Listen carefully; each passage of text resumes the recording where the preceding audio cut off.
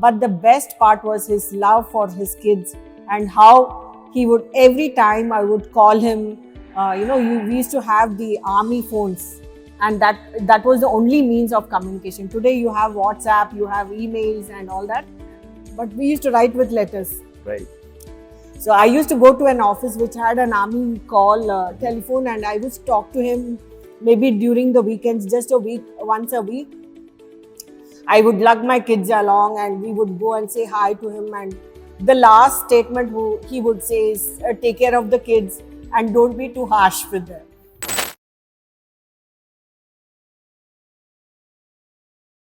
There are a million stories that remain untold. Luckily, some are revived by the concerted effort made by the families of the Bravehearts. Shakunthala Bhandarkar, who's a war widow, made sure to unravel the stories of her husband, late Lieutenant Colonel Ajit Bhandarkar, who lost his life in 1999. And she wrote a book about it, a saga of a Braveheart. In this conversation, we have Shakunthala ma'am, who's an educator, a counsellor and an author, shares with us her insightful journey.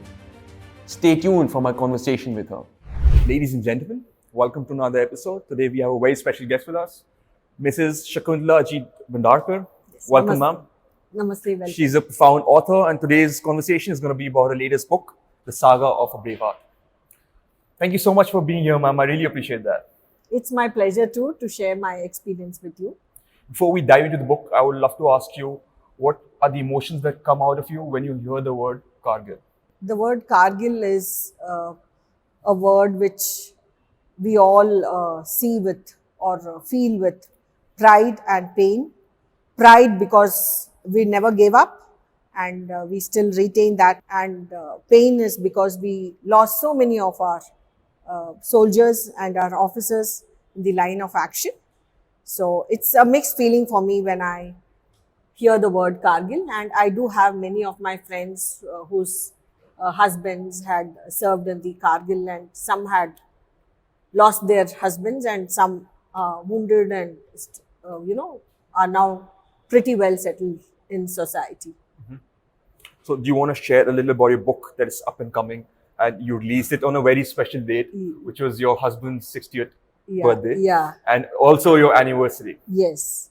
So generally what happens is in the South, we generally don't keep the remains of people at home and all that. And when I went exploring this country, and when I went and met some of my friends, I found that they have archived all the things of the Braveheart and very neatly kept it in in their drawing room, and showing reverence and respect to the soldier and to the officer. But because we live in a city, and because of lack of space and all, and also for my emotionally, I would get traumatized when I see his things. So I didn't want it to be seen.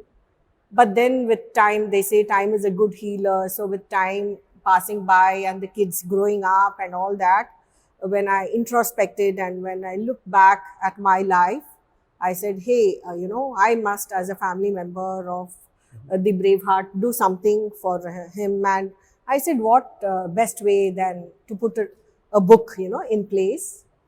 And the second reason why I wrote the book is, as I told you in the conversation, my kids don't remember anything about their dad, So that was very sad. I felt very sad for them, and they miss their dad, and they don't know any about the sacrifice of their own dad. So I thought the onus will be on me.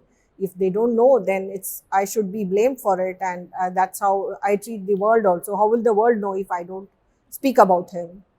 And that's how I came up with this book. So it must be a great resource for your children as well, to seek inspiration from their dad, who they didn't have the chance to interact a lot with. Yes. Not just them, but also a lot of people who want to join the army and serve the nation. Yes. What kind of inspiration would anyone get from this book when they read it? So this book is a tribute to all the Bravehearts who have given their life, and also for all those who want to know what is army life about. My dear husband Ajit did his schooling from Sainik School Bijapur, which is again, it was started in the 60s to sort of, train them to become good soldiers. Right. So that's how he joined in grade 6 as a Sainik School student.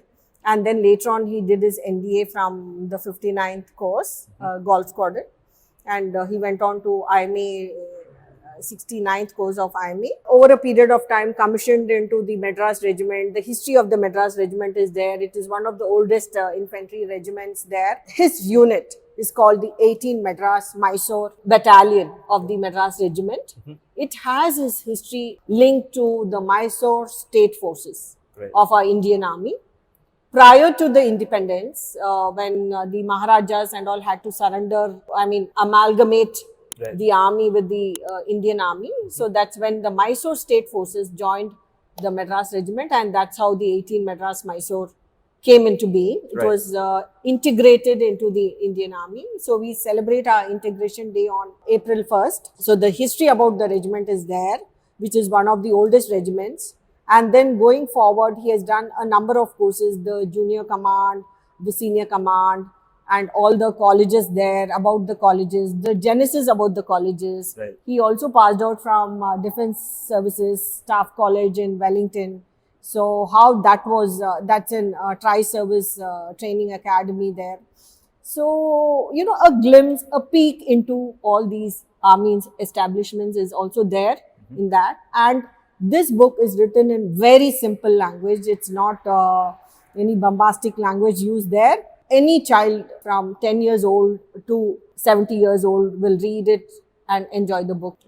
So that's how the book is structured. That's amazing. So, ma'am, I would like to say that every individual seeks to, carry forward their legacy. What would you say Lieutenant Colonel Ajit's legacy would be? He was a person, he was a typical hardcore OG, as they call him.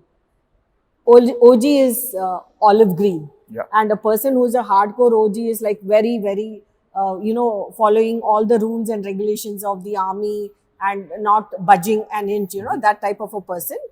So he was decorated with Shaurya Chakra, and he's not the person who does anything for award or anything like that.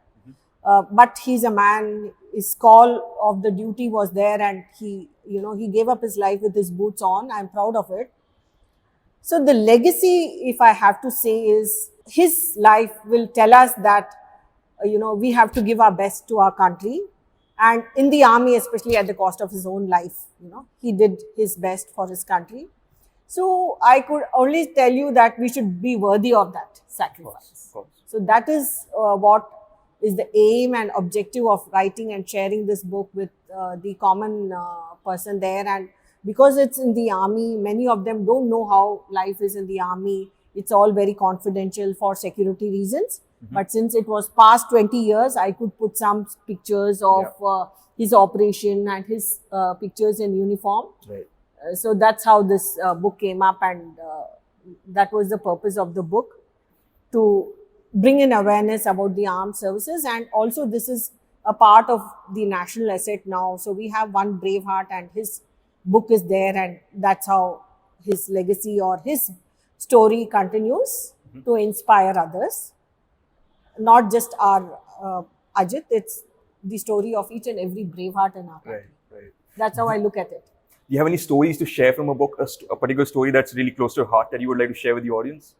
So the part which, in fact, this book has not just my experience with my dear husband, but all of them, his course mates, his school types have written their wee bit of their experience with the Braveheart. So there's n number of experiences which I would really like to share with you all. But the best part was his love for his kids, and how he would, every time I would call him, we used to have the army phones, and that was the only means of communication. Today you have WhatsApp, you have emails and all that, but we used to write with letters. So I used to go to an office which had an army call telephone, and I would talk to him maybe during the weekends, just once a week. I would lug my kids along, and we would go and say hi to him. And the last statement he would say is, take care of the kids and don't be too harsh with them. So he loved his kids, and he always ensured that they are taken care and they're not being, subjected to any punishment from my side. As a mother, I would be little stern with them, but he would be very loving and caring. Beautiful. I would like to understand what kind of support does the army provide you? Yeah, it's a very good question, which I would surely like to share with all of you. The answer is that army is a one big family.